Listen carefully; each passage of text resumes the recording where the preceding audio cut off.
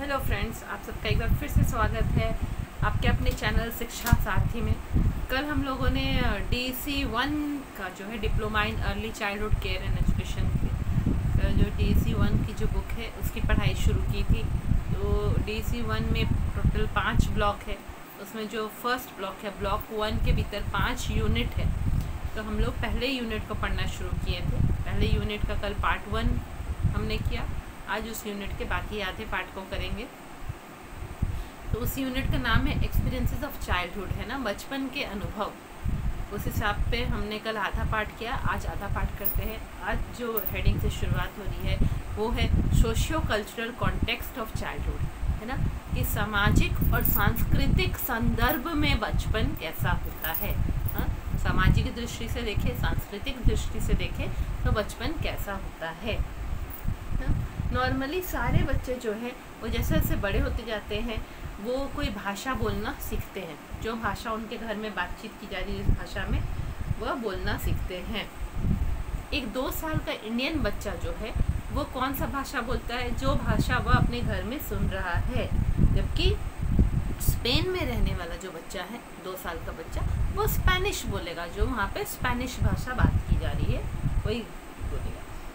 एक बच्चा जो है 5 साल की उम्र से जब वह स्कूल जाने लगता है तो वहीं उसी उम्र का 5 साल का बच्चा जो है, अगर वह गांव में रह रहा है, हाँ, एक कबीले जाति का बच्चा है, हाँ, कबीले वालों का बच्चा है वह और 5 साल का है। इधर शहर का एक 5 साल का बच्चा स्कूल जा रहा है, जबकि वो कबीले वाले का 5 साल का बच्चा क्या कर रहा है? वह जो है अपने पिता को खेती में मदद कर रहा है, भैंसों के दूध को दूहने में मदद कर रहा है, ठीक है। और उसी के जैसा और एक बच्चा है 5 साल का जो कि बिजी ट्रैफिक रोड पे घूम घूम के क्या कर रहा है? न्यूज़पेपर बेच रहा है, ठीक है। वो अपनी जीविका का साधन कर रहा है। तो आप देख रहे 5 साल का 5 साल का बच्चे को 3 अलग अलग तरीक़ों में आप देख पा रहे हैं, ठीक है। तो आपके परिवार में कितने मेंबर्स हैं, क्या कस्टम है, क्या रीति रिवाज है, क्या ट्रेडिशन है, हाँ? क्या परंपरा चली आ रही है, क्या विश्वास है आपके परिवार का, हाँ, किन रीति रिवाजों में विश्वास है आपका, वो सब जो है। और आपके आसपास का जो कम्युनिटी है ना, समुदाय जो है, और आपका अपना इकोनॉमिक स्टेटस कैसा है, मतलब कि पैसे कितने हैं आपके परिवार में। थोड़े अच्छे खाते पीते परिवार हैं कि थोड़े पैसों की कमी है, ठीक है। या आप गांव में रहते हैं या शहर में रहते हैं या एक कबीले वाले कॉलोनी में रहते हैं, कबीले वाले लोग जहाँ रहते हैं, हाँ, आप पहाड़ों में रहते हैं, प्लेन ज़मीन पे रहते हैं, रेगिस्तान में रहते हैं कि समुद्र के पास रहते हैं। ये सब बहुत सारी बातें हैं जो कि बचपन के अनुभव को इफ़ेक्ट डालती है ना। क्योंकि बचपन में आप जो जैसे स्थान पे रह रहा है, जैसे उसका फैमिली बैकग्राउंड है और जैसे जितने मेम्बर है फैमिली, उस हिसाब से वह अलग अलग काम कर रहा है। तो ये सारी बातें जो हैं बचपन के अनुभव पे इफेक्ट डालती है, असर डालती है, ठीक है। जो बच्चा बचपन में जैसा जैसा काम किया उसके अनुभव वैसे ही आएंगे, ठीक है। तो जो है जिस सोसाइटी में हम लोग रहते हैं, ठीक है, वहाँ पे सबके अपने अपने अनुभव होते हैं बचपन के। इसी को हम कहेंगे socio cultural context of childhood, सामाजिक सांस्कृतिक संदर्भ में बचपन कैसा होता है। सामाजिक स्थिति आपकी कैसी है, सांस्कृतिक स्थिति कैसी है, उस हिसाब से आपका बचपन कैसा होता है, ठीक है। तो जैसे कि अगर हम लोग सिर्फ मेनली अपने इंडियन कल्चर के बारे में बोले, इंडियन संस्कृति के बारे में बात करें और जो विश्वास परंपराएं इंडियन संस्कृति में माने जा रहे हैं, तो यहाँ पे भी एक ग्रुप ऑफ लोग का दूसरे ग्रुप के लोगों से विश्वास परंपराएं सब अलग अलग है ना। साउथ इंडियन आप जाएंगे साउथ इंडिया में तो उनकी विश्वास परंपराएं अलग अलग है, रस्म और रिवाज इधर नॉर्थ इंडिया में अलग अलग है। तो हम लोग देखते हैं कि एक ग्रुप जो लोगों का होता है वो दूसरे ग्रुप ऑफ लोगों से उनके विश्वास परंपराएं सब अलग अलग होती हैं, ठीक है। सिर्फ अपने इंडिया में ही अगर हम लोग देख ले तो एक ग्रुप ऑफ लोग और दूसरे ग्रुप ऑफ लोगों के बीच में विश्वास परंपराएं और तरीका जीवन जीने का अलग अलग होता है, ठीक है। हम लोग अगर जब बोलेंगे तो हम पूरे इंडियन संस्कृति को यूनिफॉर्म या एक साथ नहीं बोल सकते हैं, क्योंकि इंडिया में विभिन्न संस्कृति के लोग रहते हैं, ठीक है। और एक बड़ी संस्कृति के भीतर छोटे छोटे संस्कृति, दूसरे दूसरे तरह की संस्कृतियाँ भी होती हैं। जैसे सिर्फ अगर आप हिंदू जाति को ले तो हिंदू जाति के भीतर भी अलग अलग छोटी छोटी जातियाँ हैं। तो सबके विश्वास, परंपराएं, जीवन जीने का ढंग सब एक दूसरे से अलग है। ठीक है, तो हम लोग ये नहीं बोलेंगे कि पूरा इंडियन संस्कृति एक सार है या बिल्कुल एक जैसा है, यूनिफॉर्म है।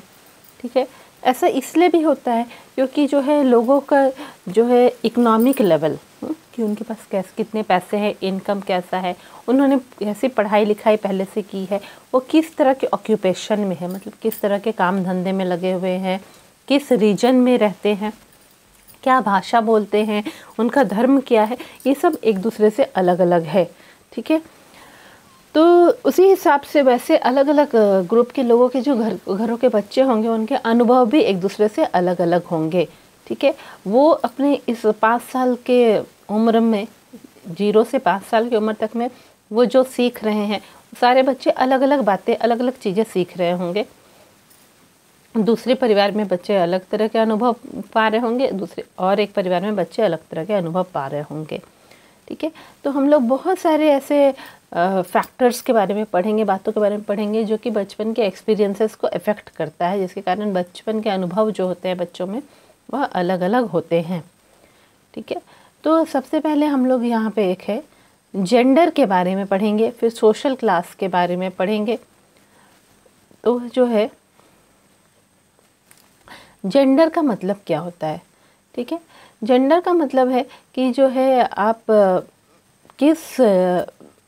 आप फीमेल हैं, पुरुष हैं, महिला हैं।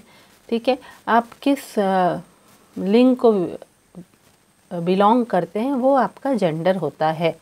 ठीक है, जेंडर में यही बात है।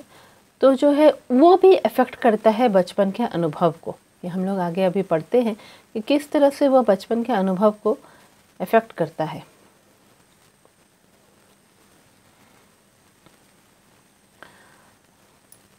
अब है कि वह बच्चा जो है जिसे बड़ा किया जा रहा है, पाल पोस के बड़ा किया जा रहा है, वह लड़का है कि लड़की है, कि उसे कैसे मौके मिल रहे हैं, अपॉर्चुनिटीज़ कैसा मिल रहा है, और किस तरह से लोग उसके साथ इंटरेक्ट कर रहे हैं, किस तरह से उससे बातचीत कर रहे हैं। ये सब भी डिपेंड करता है कि वो उस बच्चे का जेंडर क्या है। ठीक है, वह एक लड़का है कि वह लड़की है, इस पे भी डिपेंड करता है कि उसे किस तरह से पाला पोसा जा रहा है, उसे कैसे मौके मिल रहे हैं, उससे किस तरह से लोग बातें कर रहे हैं।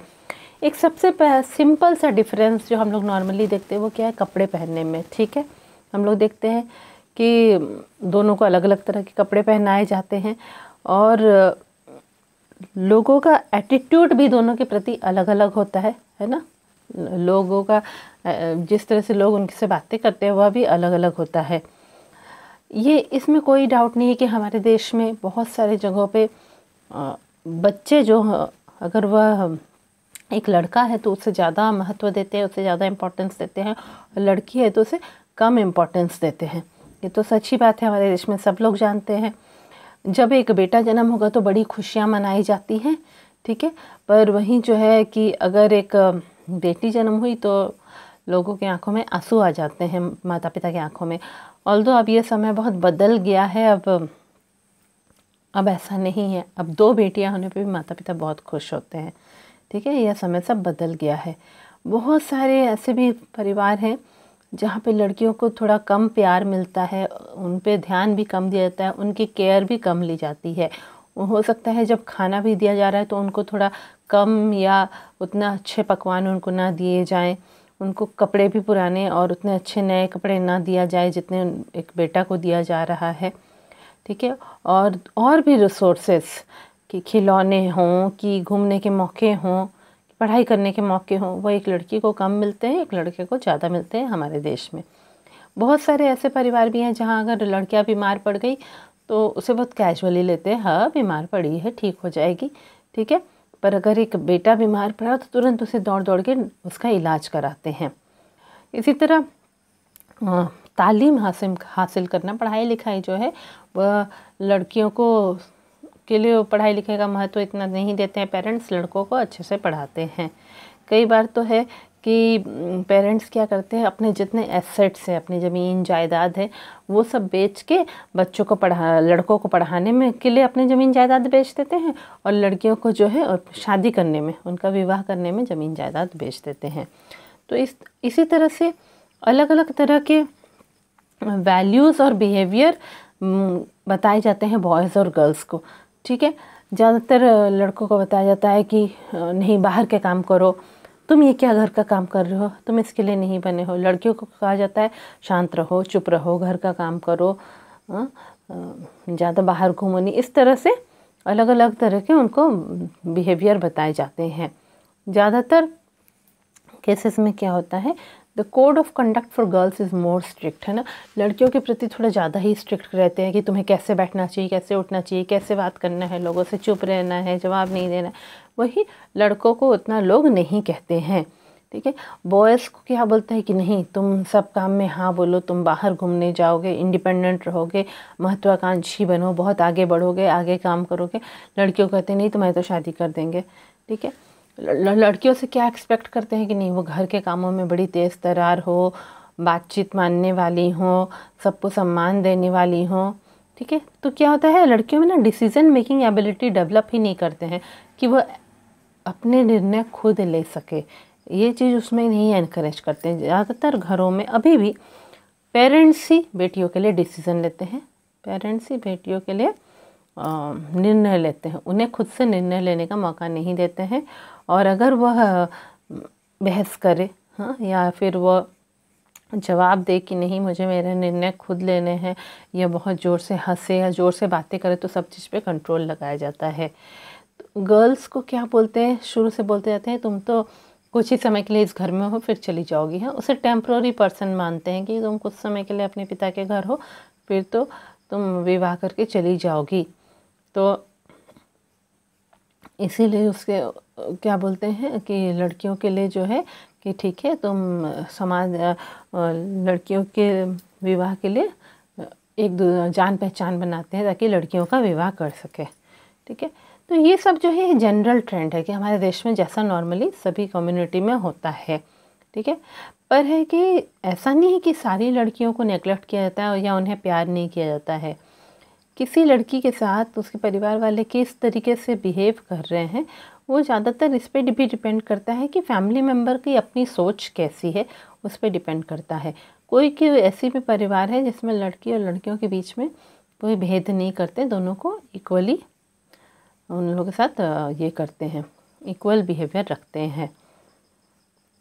इसी तरह जो है इकोनॉमिक वेलबींग, इसके साथ यह भी है कि अगर परिवार में पैसों की कमी नहीं है, पैसे भरपूर हैं, ठीक है, तो उसके कारण भी माता पिता बेटे बेटी दोनों को ही प्यार करते हैं, उनके बीच कुछ भेदभाव नहीं करते अगर पैसों की कमी नहीं है तो।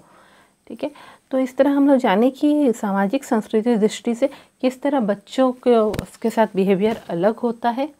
जैसे वो लड़का है कि लड़की, उस तरह से बिहेवियर अलग होता है, और उसी तरह से उनके ऊपर जो है उनके बचपन के अनुभव भी बनते हैं। अब नेक्स्ट टॉपिक क्या है, सोशल क्लास है। ठीक है, कि सामाजिक लेवल क्या है, जिस समाज में रह रहा है वो परिवार, उसका अपना सामाजिक लेवल क्या है। जिस सोशल क्लास में एक आदमी है, कि बोला जाएगा तुम इस सोशल क्लास में हो, वो डिटरमाइन करता है, वो किससे पता चलता है, उसने कैसी पढ़ाई लिखाई की है, कैसे काम धंधे में है, उसके परिवार के इनकम कैसा है, हाँ, कैसे कितने पैसे हैं उस परिवार वालों के पास, हाँ, उस हिसाब से उनको सोशल क्लास में डिवीज़न किया जाता है। ये आपकी सामाजिक स्थिति में आप बहुत ऊपर हैं, कोई सामाजिक स्थिति में बहुत नीचे है। ठीक है, जो अपर सोशल क्लास वाले, जिनको अगर हम कहेंगे कि ये अपर सोशल क्लास वाले हैं, अब ऊंची सामाजिक स्थिति है उनकी, है ना, सामाजिक लेवल है उनका, उनके हाई इनकम होते हैं, बहुत उनके घर में पैसे बहुत आते रहते हैं, है ना, और वो बड़े बड़े घरों में रहते हैं। जो लोअर सोशल क्लास वाले होते हैं, जिनकी थोड़ी नीची सामाजिक स्थिति होती है, वो क्या है, उनके मार्जिनल इनकम है, बस बहुत थोड़ा सा ही इनकम आता है, खर्च करने लायक रहता है, ज़्यादातर गरीबी के नज़दीक वह रहते हैं, उन्हें पढ़ाई भी कम कर पाते हैं वह, और छोटे छोटे घरों में रहते हैं। ठीक है, तो एक आदमी बहुत अमीर है, एक आदमी पूरा गरीब है, उसके बीच और भी लेवल होते हैं इकोनॉमिक स्टेटस के, सोशल स्टेटस के, ठीक है, सोशियो इकोनॉमिक स्टेटस के। कोई उससे थोड़ा बेहतर है, कोई उससे थोड़ा बेहतर, उससे बेहतर, ऐसे करके बहुत सारे लेवल होते हैं कि उनकी सामाजिक और पैसे की स्थिति कैसी है, ठीक है। अब है कि किसी परिवार की सामाजिक स्थिति जैसी है, उस हिसाब से यह भी पता चलेगा कि उस बच्चे को कितने मौके मिल रहे हैं आगे बढ़ने के, ठीक है। जैसी उसकी सामाजिक स्थिति होगी उस हिसाब से उस घर के बच्चे को मौके मिलेंगे, फैसिलिटीज़ मिलेगी, ठीक है। उसको काफ़ी कुछ खाने को और पहनने को मिल रहा है कि नहीं, उसे ठीक ठाक स्कूल जाने का मौका मिल रहा है कि नहीं, अच्छी पढ़ाई उसे मिल रही है कि नहीं, या फिर उसे जो है बाहर घूमने के लिए ले जा रहे हैं कि नहीं, वो सब डिपेंड करता है कि सामाजिक और पैसे की स्थिति कैसी है उस परिवार की, ठीक है। उससे ये भी उससे ये भी पता चलता है कि लिविंग स्पेस कितना हो रहा है, मतलब कि रहने के लिए कितनी बड़ी जगह मिल रही है उस बच्चे को, उसको क्या फैसिलिटी मिल रहा है, उसके घर में पानी बिजली सब है कि नहीं है, उसे खेलने के मौके मिल रहे हैं कि नहीं मिल रहे हैं, खिलौने हैं कि नहीं, वो सब भी डिपेंड करता है, ठीक है। तो सामाजिक स्थिति जो होती है, सामाजिक क्लास, सोशल क्लास जो है, वो भी बच्चों के अनुभव पे इफेक्ट डालता है, ठीक है। पहले हम बात करेंगे एक लोअर सोशल क्लास के, ठीक है, कि जिसमें जिस परिवार में जो है उनके पास बहुत पैसे नहीं है कि वो अपने जीवन के सारी ज़रूरतों के सामान खरीद सके, कम पैसे हैं, तो उसमें वहाँ के बच्चों को क्या होगा, काफ़ी खाना अच्छे तरह से जितना मिलना चाहिए उतना खाना नहीं मिलेगा, अच्छे उतने कपड़े नहीं मिल पाएंगे, और रिसोर्सेस कम है ना, सामान कम है, घर में पैसे भी कम है। तो वैसे में क्या होता है, जो गर्ल चाइल्ड है, जो लड़की बच्ची है, उसके साथ थोड़ा ये कर देते हैं, उसे थोड़ा कम देते हैं, चलो तुम कम लो, वो लड़का बच्चा है उसे ज़्यादा दो क्योंकि उसे आगे चल के बाहर काम धाम करना है, ठीक है। तो उसके साथ लो, लड़की के साथ कमी कर देते हैं, ठीक है। ज़्यादातर जो है एक या दो ही रूम का घर रहेगा और उसे पूरे परिवार को उसी में रहना पड़ता है, और बच्चे लोग को क्राउडेड क्वार्टर में रहना पड़ता है, जो एक दो रूम का जो क्वार्टर में रह रहे हैं वहाँ पे बहुत सारे फैमिली मेम्बर रह रहे हैं और वहाँ बड़ी दिक्कत होती है रहने में, तो भीड़ भाड़ वाले घर में बच्चों को रहना पड़ता है, ठीक है। अगर हम लोग कहें कि बस्ती के एरिया की हम बात करें, जहाँ बस्ती के स्लम्स जहाँ होते हैं, बस्ती वाली एरिया होते हैं, शहर के बाहर बाहर जो बस्तियाँ होती हैं, जहाँ भीड़ भाड़ वाले बहुत सारे लोग रहते हैं और छोटे छोटे घर रहते हैं, एक दो रूम वाले घर रहते हैं, तो वहाँ पे क्या है, आसपास का जो सराउंडिंग है ना, आसपास जो एनवायरनमेंट है वो क्या होगा, वो बहुत ही डर्टी होगा, है ना, मतलब कि साफ़ सफाई वहाँ नहीं होगी, क्योंकि बहुत लोग रहते हैं, छोटी जगह है, पानी बिजली की भी कमी है, तो आसपास साफ़ सफाई कम रहेगी और स्वच्छता उतनी नहीं रहेगी, जिसके कारण बच्चों को बहुत सारे इन्फेक्शंस और बीमारी होती रहती है, ठीक है। और बहुत सारे बच्चे की जो ज़रूरतें होती हैं, बहुत ही ज़रूरी ज़रूरतें और बच्चों की जो इच्छाएं होती हैं, वह भी परिवार पूरा नहीं कर पाता है लोअर सोशल क्लास में, ठीक है। बच्चों की इच्छाएं और ज़रूरतें पूरी नहीं हो पाती है, और अगर बहुत ही गरीबी है तो ये सारी समस्याएं डबल हो जाती हैं, अगर बहुत ही गरीबी है तो। वैसे केसेस में तो बच्चों को मतलब एक संपूर्ण खाना भी एक टाइम का भी सारे दिन में नहीं मिल पाता है, और उनको रहने सोने के लिए भी जगह नहीं मिल पाती है, वो रेलवे स्टेशन, बस स्टॉप या रोड साइड में वो सोते हैं, ठीक है। और एक जब गरीब परिवार होता है तो उसमें बच्चे को बहुत ही कम एज में, बहुत ही छोटी उम्र में उससे सारी जिम्मेदारियां उठानी पड़ती है। आपने देखा होगा कि 4 या 5 साल की बच्ची होती है, वह अपनी माता को घर के कामों में मदद करती है, जैसे पानी उठा के भर के लाने में दूर जगह से, लकड़ियाँ इकट्ठा करने में, खाना बनाने में, या छोटे मोटे घरों के काम करने में, ये सब में लड़कियों को मदद करनी पड़ती है। इसी तरह जो लड़के होते हैं उन्हें भी अपने पिता के काम धंधे में मदद करना होता है, जैसे कि गाय बैलों की रखवाली करना, खेतों में काम करना, पिता के साथ नौके पे जाना, नाव पे जाना, उसे अगर पिता किसी तरह इस तरह के काम में है कि कुम्हार के काम में है कि कारपेंटर है, लकड़ी के काम में है, तो वहाँ भी अपने पिता को मदद करना। हाँ, इस तो बच्चे जो हैं अपने माता पिता को घर के काम में भी मदद करते हैं, और घर के भीतर जो वो सुरक्षित छाया में रहते हैं वहाँ से भी उन्हें बाहर निकलना पड़ता है, ताकि वह बाहर जाके भी अपने माता पिता की मदद करे, ताकि माता पिता अच्छे से पैसे कमा पाएँ और घर में पैसे बढ़कर आए। ठीक है, तो ऐसे में क्या होता है, ये छोटे छोटे बच्चे दूसरों के घरों में जाके डोमेस्टिक सर्वेंट का काम करते हैं, है ना, दूसरे के घरों में जाके बर्तन धोने, झाड़ू पोछा लगाने का काम करते हैं। ठीक है, क्लीनर का काम करते हैं, कार वार धोने का काम करते हैं, या फिर सामान बेचते हैं, सब्जियां वगैरह कुछ कुछ बेचते हैं, या फिर रैक पिकर्स बन जाते हैं, मतलब जाके कचड़े की जगह से प्लास्टिक और लोहा वोहा चुनते रहते हैं। ठीक है, तो इस तरह एक बहुत ही गरीब परिवार में बच्चों के ऊपर कितनी सारी जिम्मेदारियां आ जाती हैं। और जो बहुत ही छोटी छोटी लड़कियां होती हैं उनको एक बहुत बड़ी जिम्मेदारी दी जाती है कि तुम पूरे घर को देखोगे, घर के काम धाम को, साथ ही घर में एक छोटा बच्चा है उसको भी देखना है, उससे भी छोटा जो खुद ही 4-5 साल की लड़की है उसे 1 साल के बच्चे को देखना है। ठीक है, क्यों? क्योंकि उसके दोनों ही माता पिता दोनों बाहर काम करने जाते हैं। फिर जो है इसके अलावा माँ क्या करती है, कई बार बच्चों को अपने साथ ले जाती है उस जगह पे जहाँ वहाँ काम कर रही होती है, चाहे वो एक किसी के घर में काम कर रही हो या कहीं कोई इमारत बन रही हो, बिल्डिंग बन रही हो, वहाँ वह काम कर रही हो, वहाँ भी वह अपने बच्चों को ले जाती है। और वहाँ पे वह एक खुद से एक झूला जैसा बना देती है अपने शॉल को बांध के, और बच्चा वहीं, छोटा सा शिशु वहीं पड़ा रहता है सारा दिन, और उसकी माता उससे बात भी नहीं कर पाती, उसे देख भी नहीं पाती है, और सारा दिन काम करती रहती है वहाँ पे। ठीक है, जब बच्चा थोड़ा बड़ा हो जाता है, चलने लायक हो जाता है, तो वह इधर उधर घूमता रहता है वही काम करने की जगह पे, और जो भी वहाँ पे धूल लकड़ जो भी गंदी चीज़ें पड़ी हों उससे वह खेलता रहता है। ठीक है, तो जब दोनों पेरेंट्स काम कर रहे हैं तो क्या होता है कि माता पिता का ध्यान बच्चों पे कम हो जाता है। ठीक है, अब जो है, अब ऐसा जब कंडीशन है तो क्या है कि एजुकेशन भी बच्चों को के लिए अब प्रायोरिटी नहीं रह जाती है। माता पिता अब पढ़ाई लिखाई को उस समय इतना इम्पोर्टेंस नहीं देते हैं। ठीक है, और ख़ासकर अगर बच्ची है, लड़की है, तो उसे बिल्कुल भी इम्पोर्टेंस नहीं देते हैं। क्यों? क्योंकि उनको तो अभी सबसे पहले खाने पीने का ही जुगाड़ करना है, उसमें वो पढ़ाई लिखाई को इतना इम्पोर्टेंस कैसे देंगे। ठीक है, या तो वो लोग ऐसे घरों में बच्चों को, अपने माता पिता को मदद करनी पड़ती है पैसे कमाने में या घर के कामों करने में। ठीक है, इसके तब भी बहुत सारे लोअर सोशल क्लास के लोग जो हैं, नीची सामाजिक स्थिति के लोग जो हैं, उनके बच्चे भी गवर्नमेंट स्कूल जाते हैं अगर जा सके तो। इस तरह ऐसे घर के बच्चे क्या करते हैं, पढ़ाई भी करते हैं और साथ ही साथ काम भी करते हैं। इसके कारण क्या होता है कि ये जो छोटे बच्चे हैं जिन्हें इतनी जिम्मेदारी दी जा रही है, और जो है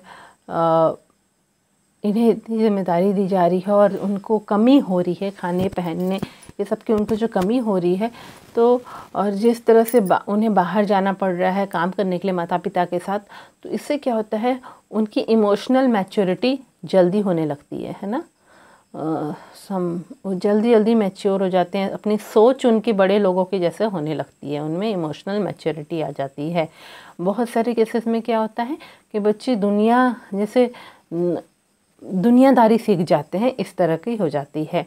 ठीक है, वो छोटे ही समय से वह सीख जाती है कि बच्चे सीख जाते हैं कि कैसा अपने लिए काम करना है। ठीक है, और जो भी वह बेच रहे हैं, जो भी मान लीजिए वह फल बेच रहा है तो उसे सही दाम कैसे फल के लेने हैं। ठीक है, तो मतलब दुनियादारी वह सीख जाते हैं कि दुनिया में कैसे चलना है। ठीक है, उतने छोटे बच्चे कई जगह, एक पूरे गांव के एरिया में कोई ट्रेन आ रही है, वहाँ ट्रेन में चढ़ के वो शहर पे चले आते हैं काम करने के लिए, फिर शाम में चले जाते हैं। यानी कि जिन घरों में जो लोअर सोशल क्लास के घर होते हैं, उनके बच्चे जो हैं उनको बहुत ही सबकी देखभाल करनी पड़ती है अपने फैमिली मेम्बर की, साथ ही उनकी जिम्मेदारियां भी बहुत सारी होती हैं। यानी कि उनको अच्छे अच्छे अनुभव होने के लिए उनके पास ना समय है, ना उनको अच्छे अनुभव मिलते हैं, खुशी वाले अनुभव मिलते हैं। जैसे बाकी बच्चे जो खेल कर अच्छी खुशियाँ अनुभव करते हैं, वो बच्चे ये लोअर सोशल क्लास के बच्चों को वह अनुभव नहीं हो पाता है। ठीक है। वो किन चीज़ों से खेलते हैं? पत्थरों से, झाड़ियों से, खाली डब्बों से, गलियों में खेलते हैं, खेतों में खेलते हैं, समुद्र के किनारे बालू में खेलते रहते हैं, पानी से खेलते रहते हैं। हाँ, कभी कभी उन्हें अपने माता पिता की तरफ से अफेक्शन मिलता है, प्यार मिलता है, माता पिता कभी कभी देखभाल कर पाते हैं। फिर जो है चिल्ड्रन भी माता पिता बच्चों को वैल्यू देते हैं, क्योंकि बच्चे चलो घर के इनकम को बढ़ाने में मदद कर रहे हैं, इसीलिए वैल्यू देते हैं। तो इस तरह के घरों के बच्चे जो होते हैं उनके लिए जीवन बहुत ही मुश्किल होता है। और इसके जगह जो बच्चे अच्छे पैसे वाले घरों के बच्चे होते हैं उनका जीवन बहुत आसान होता है, उनके अनुभव भी अच्छे अच्छे होते हैं। ठीक है, अब आगे है, ये तो हमने लोअर सोशल क्लास के बारे में पढ़ा। अब हम लोग पढ़ेंगे family of the middle and high social class.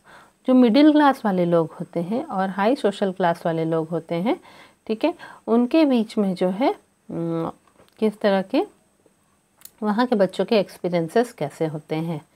ठीक है, तो जो मिडिल या हाई सोशल क्लास के बच्चे होते हैं वो अच्छे से चल रहे होते हैं, उन्हें खाने पीने की कुछ दिक्कत नहीं है, पहनने ओढ़ने की दिक्कत नहीं है, जो भी बेसिक ज़रूरतें हैं जीवन की वो सब उन्हें मिलता है।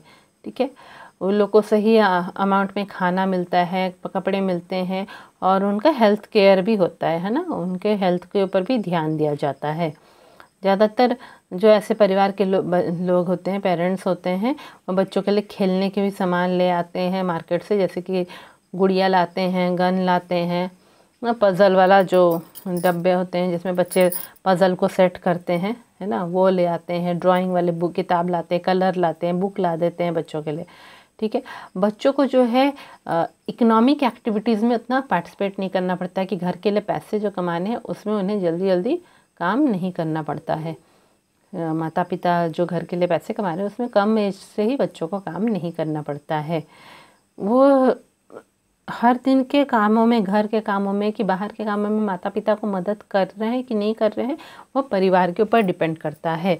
अगर बाहर से एक माता पिता ने नौकर चाकर रखे हुए हैं, तो ऐसे केस में जो अच्छे अच्छे परिवार वाले होते हैं, जहाँ जिनके पास बहुत पैसे हैं, पैसे वाले परिवार हैं जिन्होंने नौकर चाकर रखे हैं, तो बच्चों को घर के कामों में मदद नहीं करनी पड़ती है। ठीक है,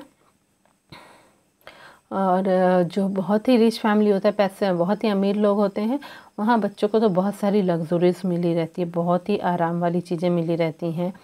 उसे जो है एक बस पकड़ के स्कूल नहीं जाना पड़ता है, क्योंकि उसे कार से स्कूल पहुंचा दिया जाता है। उसके पास बहुत सारी ज़रूरत से ज़्यादा कपड़े होते हैं, बहुत महंगे महंगे खिलौने होते हैं, और बहुत ही वैरायटी तरह के वह खाने खाते हैं। ठीक है, अब ये जो मिडिल क्लास और अपर सोशल क्लास के लोग हैं, वो लोग जो है एजुकेशन को सबसे ज़्यादा इम्पोर्टेंस देते हैं। और बच्चे का एकमात्र काम क्या होता है कि वह स्कूल में अच्छा करे, स्कूल में अच्छी से वह पढ़ाई करे। ठीक है, एजुकेशन को इक्वल वैल्यू देते हैं, चाहे वह बच्ची हो कि लड़का बच्चा हो, दोनों के लिए इक्वल एजुकेशन का इम्पोर्टेंस देते हैं, दोनों को पढ़ाई बराबर वो कराते हैं। फिर भी ऐसे केसेस में भी कहीं कहीं यह देखने को मिलता है कि बॉयज़ को ज़्यादा फैसिलिटी दी जाती है, लड़कियों को कम फैसिलिटी दी जाती है। शहरों में और टाउन्स में बच्चों पे बहुत प्रेशर भी डाला जाता है कि वो पढ़ाई लिखाई में बहुत अच्छा करे। ठीक है, बहुत छोटे से ही उन्हें बहुत सारे ट्यूशन दिए जाते हैं बच्चे को, बहुत ही कम उम्र में, 3 साल की उम्र में उन्हें ट्यूशन देना शुरू कर देते हैं, ताकि उन्हें अच्छे स्कूल में एडमिशन मिल सके। ज़्यादातर समय बच्चे का बीत जाता है स्कूल में, होमवर्क करने में और खेलने में। ठीक है, तो जो है यह माना जाता है कि जो पढ़ाई लिखाई वह करेंगे उससे बच्चे इंडिपेंडेंस उनमें आएगा, मतलब कि बड़े होके वो अपने पैरों पे खड़े हो पाएंगे, वो अच्छी तरीके से सोच पाएंगे, है ना, और पॉजिटिव रह पाएंगे। ठीक है, जैसे जैसे हमारे सोसाइटी के सोच में अंतर आ रहा है, वैल्यूज़ में, विश्वासों में अंतर आ रहा है, तो इस तरह की बातों को और एनकरेजमेंट मिल रहा है, इस तरह की बातों को बढ़ावा मिल रहा है कि बच्चों को अच्छे से पढ़ाना चाहिए। पर अभी भी जो है गर्ल्स, जो बच्ची होती है, जो लड़की बच्ची होती है, उसके प्रति एटीट्यूड में चेंज आने में अभी थोड़ा समय लगेगा। उसके प्रति अभी भी एटीट्यूड थोड़ा लोग अलग तरीके का रखते हैं।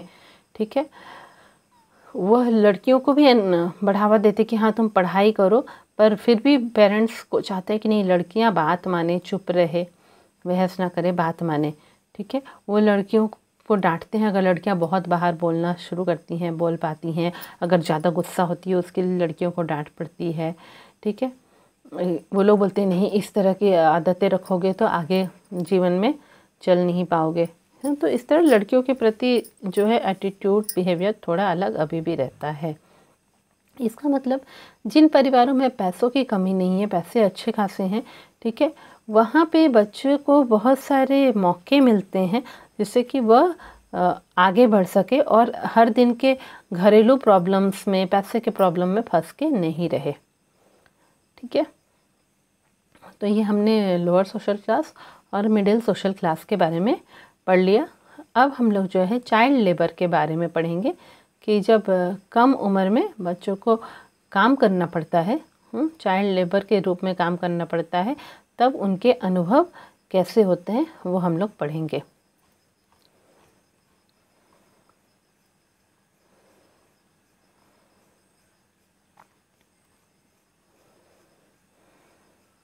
हमने अभी अभी पढ़ा कि बच्चे जो हैं वह माता पिता के साथ बाहर जाते हैं और उन्हें बाहर के पैसे कमाने में उनकी मदद करते हैं, बाहर के कामों में, उनके काम धंधे में मदद करते हैं, ठीक है, या खुद भी काम करते हैं ताकि पैसे कमा के घर के लिए ला सके।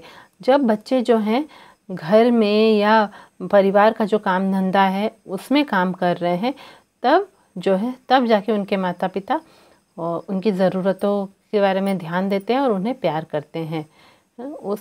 और थोड़ा सा समय मिलता है बच्चों को खेलने के लिए और अपने मन मुताबिक, मतलब खेल कूद के लिए, मौज मस्ती के लिए, ठीक है।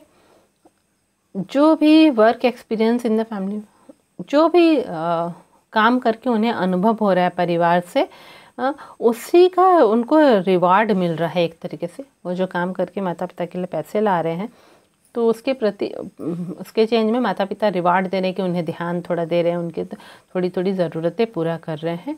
और इस तरह क्या होता है, बच्चे भी कुछ कुछ स्किल सीख जाते हैं ना, कुछ कुछ काम करना वो सीख जाते हैं कि कौन सा, चाहे वो कुम्हार का काम हो, लकड़ी का काम हो, वो सब कुछ कुछ करना वो सीख जाते हैं जिस काम में वो माता पिता की मदद कर रहे हैं। और इस तरह जो है वह एक काम धंधा वो बहुत छोटे समय से सीख जाते हैं और आगे चल के उसी काम धंधे को आगे बढ़ा सकते हैं, ठीक है। तो ये जो एक है कि बच्चा घर में पैसे कमाने वाले जो काम है उसमें वह मदद कर रहा है, ठीक है, उसको चाइल्ड वर्क कहते हैं। बच्चों द्वारा काम किया जाना उसको कहेंगे, चाइल्ड वर्क करेंगे। पर चाइल्ड लेबर जो है वह अलग चीज़ है। चाइल्ड वर्क और चाइल्ड लेबर अलग चीज़ है, ठीक है।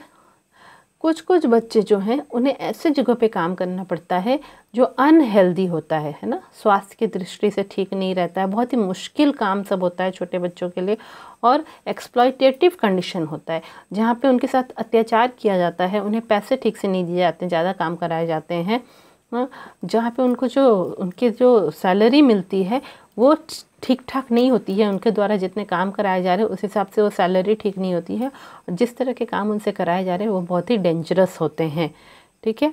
और इतना उन पे काम का लोड डाला जाता है ये सब जगह पे, जैसे कि फैक्ट्री वगैरह में, कि उसको समय ही नहीं मिलता है कि वह कुछ काम और करे, खेलने जाए या स्कूल जा सके, ठीक है। ज़्यादातर ये सब काम के बारे में उन्हें ट्रेनिंग पहले से नहीं दी जाती है। अनस्किल्ड काम है जिसमें वो कुछ ट्रेनिंग उन्हें नहीं मिलती, वह कुछ सीख नहीं पाते हैं, और ऐसे काम जो है उन्हें किसी काम धंधे के लिए तैयार भी नहीं करते हैं कि वो आगे चल के जीवन में कुछ काम धंधा कर पाएंगे। मान लीजिए एक मिक्सचर की फैक्ट्री है जहाँ पे वो मिक्सचर पैकिंग बच्चा कर रहा है, या सीमेंट की फैक्ट्री जहाँ सीमेंट को वो बोरे में भर रहा है। तो ऐसे में क्या होता है, ये काम करके बच्चा कुछ ऐसा काम धंधा नहीं सीख पाएगा जो आगे के जीवन में वह एक अपने लिए एक तरह का प्रोफेशन बना पाए, ठीक है। और इसमें उसके हाथ पैरों को नुकसान है, उसके शरीर में वो सीमेंट का धुआं भी घुस जा रहा है ना। तो ये सब जगह पे बच्चा कुछ स्किल नहीं डेवलप करेगा, किसी तरह का काम धंधा करना सीख नहीं पाएगा और बहुत ही रिस्की सिचुएशन में काम करेगा जो उसके स्वास्थ्य के लिए ठीक नहीं होगा, ठीक है। तो इस तरह के जब एक्सपीरियंसेस होते हैं, काम के एक्सपीरियंस जो होते हैं, वह बच्चों के विकास में एक बाधा डालते हैं, ठीक है। बच्चे ना स्कूल जा पाते हैं, ना खेल पाते हैं। बहुत सारे घरों में क्या है, या इंडस्ट्रीज़ में क्या है, छोटे छोटे बच्चों को जो है लेबर के रूप में काम कराया जाता है, ठीक है। ज़्यादातर ऐसी जगह जहाँ पे बच्चों को लेबर के रूप में ज़बरदस्ती बहुत काम कराया जाता है, पैसे भी उतने नहीं दिए जाते हैं, वो ज़्यादातर मैन्युफैक्चरिंग फैक्ट्री सब है जहाँ पे सामान बनते हैं। सिवास्की तमिलनाडु वो जगह है। स्लेट पेंसिल जहाँ पे बनते हैं मंडासुर मध्य प्रदेश में। जम्मू कश्मीर में जहाँ पे कढ़ाई का काम किया जाता है, एम्ब्रॉयडरी का, ठीक है। या फिर अलीगढ़ उत्तर प्रदेश में जहाँ ताला बनाने की इंडस्ट्री है, ताला बनाने की, ठीक है। तो ये सब जगह पे बच्चों को काम कराया जाता है। और भी बहुत सारे होते हैं। तो इस तरह इसके अलावा इंडस्ट्रीज़ में, फैक्ट्रीज़ में तो बच्चे काम कर रहे हैं, इसके अलावा जो है वह घरों में भी काम कर रहे हैं।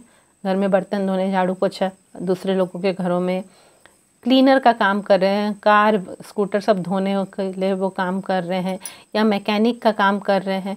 ऐसे में क्या होता है, उन्हें घंटों घंटों काम कराया जाता है और जिससे कि उनकी कमर टूट जाती है, उनके पूरे बॉडी में दर्द होने लगता है और बहुत ही कम उन्हें पैसे दिए जाते हैं, ठीक है। एक हम लोग एक एग्जांपल लेते हैं कि एक जो है जो तो ताला बनाने की जो फैक्ट्री है अलीगढ़ में, वहाँ पे बच्चों को 6 या 7 साल की उम्र से उस इंडस्ट्री में काम कराया जाता है। एक एवरेज काम करने का उनके दिन में कितने घंटे वो काम करते हैं, 12 से 14 घंटे काम करते हैं। कुछ जगह पे बच्चे 18 से 20 घंटे लगातार काम करते रहते हैं। वो जब बहुत थक जाते हैं तो वो थोड़ी सी एक छोटी नींद ले लेते हैं या थोड़ा चाय ले लेते हैं। जो वर्किंग कंडीशन है ना, वो बहुत अनहेल्दी है। मान लीजिए वो एक बंद रूम है जहाँ बहुत गर्मी लग रही है, बहुत सारे लोग एक जगह काम कर रहे हैं, वहाँ अच्छे से हवा जा नहीं रही है, तो बच्चों का तबीयत भी ख़राब हो जाती है, स्वास्थ्य ख़राब हो जाता है। पैसे उन्हें बहुत कम मिल लेते हैं काम के लिए, और जिस तरह के वो काम करते हैं वो उनके लिए ख़तरनाक भी साबित होते हैं, ठीक है। इलेक्ट्रोप्लेटिंग होता है, माने एक तरह के मेटल का लेयर चढ़ाया जाता है तालों के ऊपर, वो बहुत ही खतरनाक काम है, उससे स्किन बॉडी को डैमेज भी हो सकता है। हैंड प्रेसेस होता है, स्प्रे पेंटिंग किया जाता है, पॉलिश किया जाता है, या फिर बफिंग मशीन्स भी होता है ताला इंडस्ट्री में, ठीक है। ये सब बहुत ही डेंजरस काम है जहाँ की, और ये इस इंडस्ट्री में 50 से 70% जो है काम बच्चों से ही कराया जाता है, क्योंकि बच्चों को कम पैसे देने से भी चल जाता है, ठीक है। इलेक्ट्रोप्लेटिंग जो चीज़ है, हाँ, जहाँ पे एक दूसरे मेटल का कोटिंग चढ़ा रहे हैं ताले में, उसमें बच्चों को क्या किया जाता है, बोला जाता है कि उस मेटल को, ताले को लेकर एसिड में डालो, फिर उसे एक अल्कलाइन सोल्यूशन में डालो, एक दूसरे तरह के केमिकल में डालो। तो इसमें जो केमिकल यूज़ कर रहे हैं, potassium cyanide, hydrochloric acid, chromic acid, sodium hydroxide, ये सब बहुत ही नुकसानदेह केमिकल है। बच्चों को ना एप्रन दिया जाता है, ना ग्लव्स दिया जाता है, और उनके हाथ पूरे इस सोल्यूशन में डूब जाते हैं। हाँ, ज़्यादातर सारा दिन हाथ डूबे रहते हैं उसी सोल्यूशन में, वह काम करते रहते हैं। तो ये उनके स्वास्थ्य के लिए बहुत ही नुकसानदेह है। अक्सर उनको इलेक्ट्रिक शॉक करंट भी लग जाता है, ठीक है। तो 6 से 7 साल की उम्र से लेके बच्चे जब तक 13-14 साल की उम्र पहुंचते हैं, उन्हें चेस्ट डिजीज़ हो जाती है ना, सांस लेने की, चेस्ट की बीमारियां हो जाती है, स्किन एलर्जी हो जाता है, या कैंसर भी हो सकता है, ठीक है। तो ये जो एग्ज़ाम्पल है, ये अलीगढ़ के ताला इंडस्ट्री का एग्ज़ाम्पल है। इससे पता चलता है कि बच्चों को कितनी मुश्किल का सामना करना पड़ रहा है, वो भी उनके बचपन के समय, ठीक है। तो ये बचपन का इतना ख़राब और इतना पेनफुल अनुभव और सबके लिए नहीं होता है। कुछ बच्चों को अच्छे अच्छे मौके मिलते हैं ताकि वह खेल सके और अपने स्किल्स को बढ़ाए, है ना, नई नई बातें सीखे, नए काम धंधे के बारे में वो सीख पाए, ठीक है। तो आज हमने इतने सारे फैक्टर्स पढ़े हैं, है ना, कि जेंडर कैसे इफ़ेक्ट करता है, सोशल क्लास कैसे इफ़ेक्ट करता है ना, और जो है चाइल्ड लेबर कैसे इफ़ेक्ट करता है बच्चों के बचपन के अनुभव के बारे में। तो ये आज हम लोग यहीं पे ख़त्म करते हैं। अब हम लोग नेक्स्ट क्लास में आगे पढ़ेंगे कि किस तरह धर्म और परिवार का जैसा स्ट्रक्चर है, परिवार में किस तरह से रिश्ते हैं, वो सब बच्चों के बचपन के एक्सपीरियंसेस को कैसे इफ़ेक्ट करते हैं, वह हम लोग नेक्स्ट वीडियो में पढ़ेंगे। जल्दी ही मिलते हैं नेक्स्ट वीडियो में। Thank you.